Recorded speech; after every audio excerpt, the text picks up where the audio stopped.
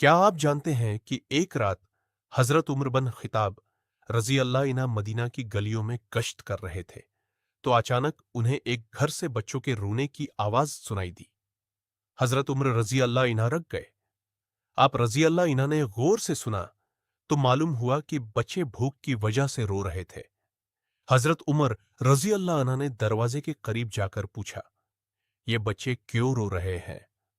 عورت نے جواب دیا، ان کے پاس کھانے کو کچھ نہیں ہے، میں نے صرف بچوں کو بہلانے کے لیے ہانڈی چولہے پر رکھ دی ہے تاکہ انہیں لگے کہ کھانا پک رہا ہے، شاید وہ اسی انتظار میں سو جائے۔ یہ سن کر حضرت عمر رضی اللہ عنہ کا دل بھر آیا۔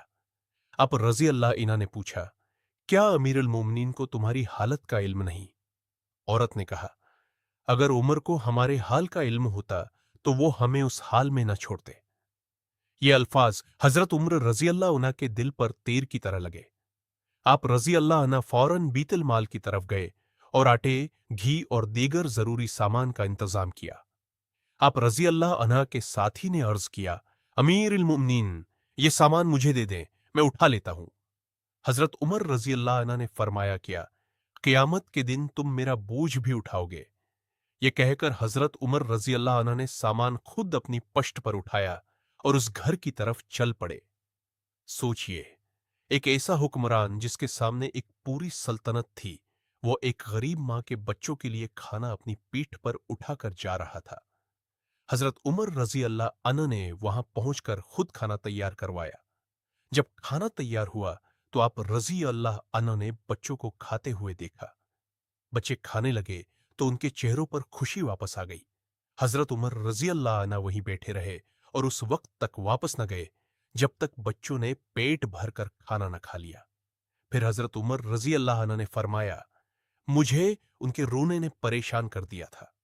یہ واقعہ ہمیں یاد دلاتا ہے کہ حقیقی حکمرانی صرف اقتدار، محلوں اور لشکروں کا نام نہیں۔ حقیقی حکمرانی یہ ہے کہ انسان اپنے لوگوں کے دکھ کو اپنا دکھ سمجھے۔ حضرت عمر رضی اللہ عنہ کا خوف یہ تھا کہ کہیں قیامت کے دن اللہ تعالی ان سے یہ نہ پوچھ لے کہ تمہاری رعایا میں کوئی بھوکا کیوں تھا۔ یہی اسلام کی تعلیم ہے، طاقت ملے تو تکبر نہ کرو، بلکہ ذمہ داری کا احساس پیدا کرو۔